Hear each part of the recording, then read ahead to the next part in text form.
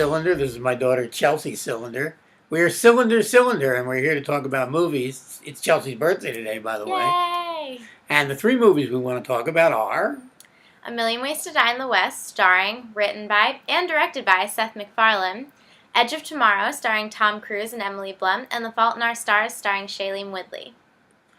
Well, I have to become the defender of A Million Ways to Die in the West, something I didn't expect to have to do. Agreed. It's getting some very poor reviews. I don't understand this. It's actually a well-made movie. It's crafted by the man who did Ted, which was a huge hit. It's a better movie than Ted. It's certainly a better movie cinematically than Ted. And it's extremely funny. It has a kind of lackadaisical sense of pace. But it's so consistently funny that it doesn't matter that the pace is as leisurely as it is. Some people have complained about Seth MacFarlane being the lead in his own movie. Perhaps it might have been even better with a big star. I don't know. But the movie was really funny. I have no complaints about this movie whatsoever. And I think people who are knocking it are crazy. I mean, I think it's really a good movie. It's a well-made movie. It's very funny. The supporting cast is terrific. Charlize Theron's very good. Sarah Silverman's funny. Liam Neeson's very sturdy. And he's the bad guy. And who else is in it? Amanda Seyfried. It's got Neil a really Patrick big Harris. cast. Yeah, he's funny. Giovanni Ribisi. It's got a really big cast, and Yeah. it's really funny. There's some cameos too, and I think most audiences will really like it. And the critics are doing a real disservice to them by trashing it. I agree, the way they are. because I think the public doesn't exactly know what they're missing because the critics are misleading them. So they don't even go see it in the first place because they think it's automatically going to be bad. But personally, when I saw it, I thought it was extremely easy to watch. It's just really funny, and it's well made.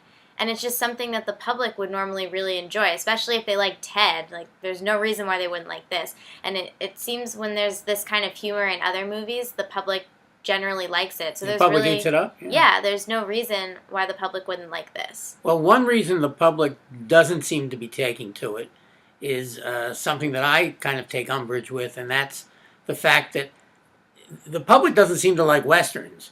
And despite the fact this is a comedy Western, it actually manages to have a Western feel, which is the good thing about the movie. MacFarlane really seems to want to honor the traditions of the West and just make a hilarious movie besides. He's not trying to make a serious Western by any means, but the film looks like a Western. And some people... Yes, I keep interrupting you, or you keep interrupting me. I know. I'm sorry. Who's interrupting who? I don't know. Comment and tell us. Tell us who you think is interrupting who. No, do you think that's actually stopping audiences from going to see the movie because it's a Western? Because, like, when I saw the preview for it, I didn't necessarily know it was going to have a Western feel. No, but you certainly know it's going to be in the West. It says A Million Ways to Die in the West. It's a given. And the Westerns in general don't do well. There aren't that many comedy Westerns. People keep comparing it to Blazing Saddles, which is a movie made, 30-some years ago. And it's not trying to be Blazing Saddles. It isn't Blazing Saddles.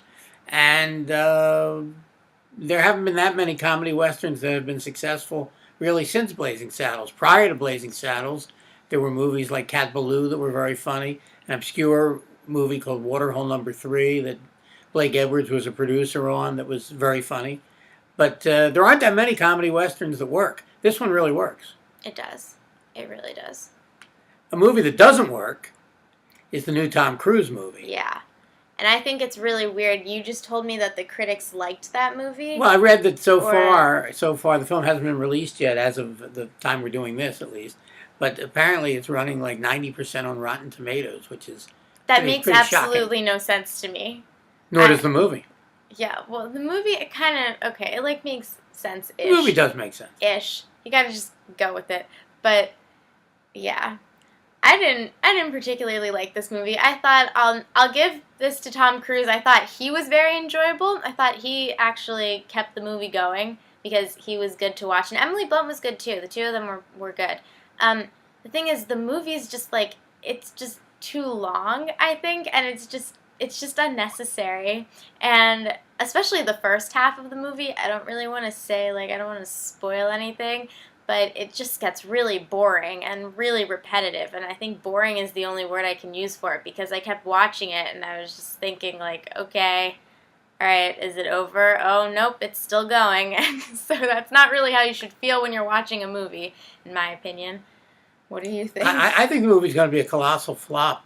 It's like an action version of Groundhog Day, and it's got action sequences that just keep repeating themselves over and over and over again, and it's so hard to sit through Yeah. at that point. The only saving grace of the movie is that Tom Cruise is likable in the movie, and he's paired with Emily Blunt, who's always likable, and the two of them have pretty good chemistry. But basically, it boils down to watching a movie star movie that is set in the throes of a video game. And video games are not really what I want to watch anyway, and I'm getting tired of these kind of action movies. This is a little different because it keeps repeating itself. So if you don't like what you're seeing, you're going to see it over and over and over and over again before it finally gets into its final act, Yeah. which is a little different, but still not particularly good. I thought it gets better. The second half gets a little bit better. So I thought it actually got a little better too, and it does because it stops repeating itself. That's from true. The halfway point to the end. That's true. It's directed by Doug Liman, who generally does a good job on these kind of films, and it's got some major screenwriters as well. But I just did not take to this movie, and I don't think the public will either. Yeah, I didn't either. Especially there are a bunch of other big blockbuster movies that are coming out. There's no shortage of this kind of movie, and they also changed the title at the last minute, and the current title sounds like a 1950s soap opera. Yeah, I thought the title was pretty generic. I just didn't feel anything for that. No, I completely agree. The movie that is going to do business and that people are really going to like, which has a good title.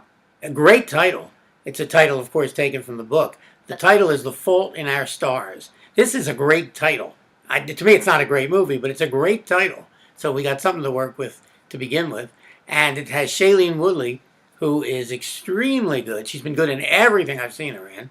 And she's terrific in this. Yeah. I'm not quite sure why someone wants to watch a movie about dying teenagers. But teenagers, who fortunately are not dying, are dying to see this movie. Yeah, I would agree with that. I thought the movie itself was a good movie. Like, it was very well made, and she was good in it, and I also liked the leading guy a lot. My problem was that I just feel no need to watch this movie. I walked out of this movie completely depressed, and that's not really how I want to leave the movies. I mean, there are some exceptions to that rule when it's a really great movie, but I don't think this falls into that category. And so I just felt that it's unnecessary to watch teenagers dying for 2 hours. There is quite a bit of levity in the movie, though. Oh, yeah, there's humor. And I think the romance is nice, and that's like always enjoyable to watch, but it just, I don't know. I feel like I could have lived my entire life without seeing this movie, and I would have been perfectly content. The screenwriters of this movie were also responsible for The Spectacular Now, which had the same actress. Which I liked a lot. They were also responsible for 500 Days of Summer. Really like that. One of the guys comes from Margate, New Jersey, which I like the Atlantic City area, so we can give them some kudos for that. But and they did a nice job on the script, actually. Yeah, but, it's really well made. And I think people who are fans of the book will be very, very pleased with the movie. Yeah, we were at a screening of this movie, and the whole room was filled with teenagers from various high schools around the area, and they had all read the book, and they went crazy for it. They were just swooning over this film. So that's the three we're talking about. I would go see A Million Ways to Die in the West before it leaves the theaters, which probably won't be there that much longer. So go out and see it. Yeah. And we'll be back talking about more movies very soon. So for now, it's Alan Cylinder. And Chelsea Cylinder. Saying, see you at the movies. Bye.